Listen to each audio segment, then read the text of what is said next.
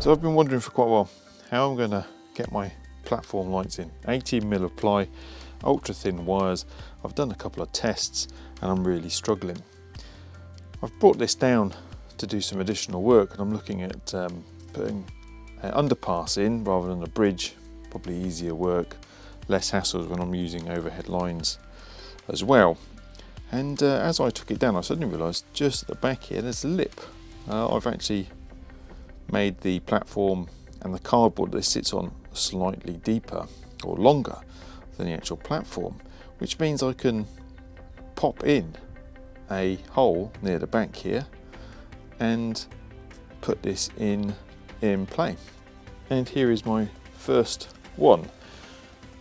It's just leans a little bit forward, even though I maybe ought to do something with it. Just bring it up a little bit like that, but it looks pretty good. It's probably a little bit too much glue on the bottom here. Maybe I can trim that off a little bit to make that gap a little bit smoother. Who knows? But I think I've actually figured out how I can do this. Once these are all in place, gapped or spaced along the platform, I can then mark some holes, drill the holes through the baseboard or close to, because there are a couple of brackets, and then underneath I can wire them up.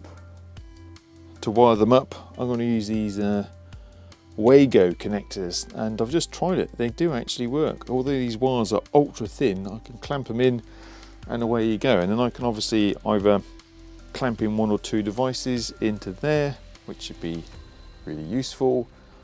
And I have got a resistor board that I can use as well, which is showing just here. Now the point is with this, I could either use a 12-volt supply, then use this board, connect up either the positive or negative ends to this, wire those into the Wago, and the Wago's out back to the light itself. That's one option. Or I could use a power adapter, or I could use something like this, which is a step down, or I don't know, it's called a buck unit. So it takes the 12-volt DC down to 3 volts. And I can run the LEDs directly from that. That is also another possibility that I have.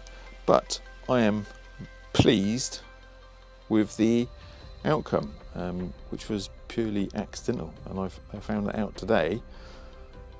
And either it was by a good design or not, I'm not sure.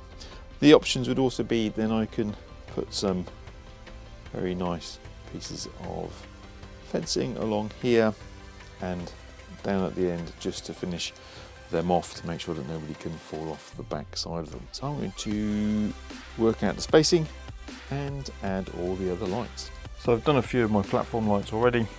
What I'm doing is I'm kind of aligning it up with the other ones and trying to get it to run along in a relatively straight line. I'm using a 20cm gap.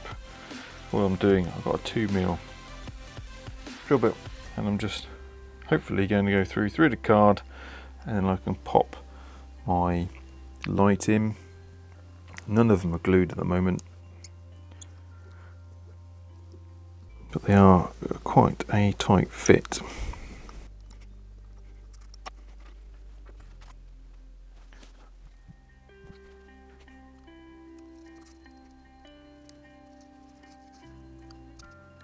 Now I've used 20cm as a gap because the next 20cm one will be just about here.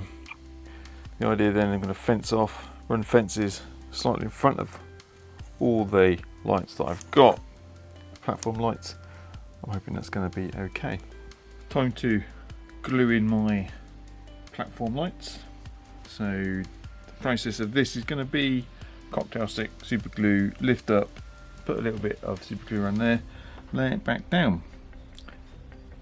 That's the plan. Let's see if this is going to work.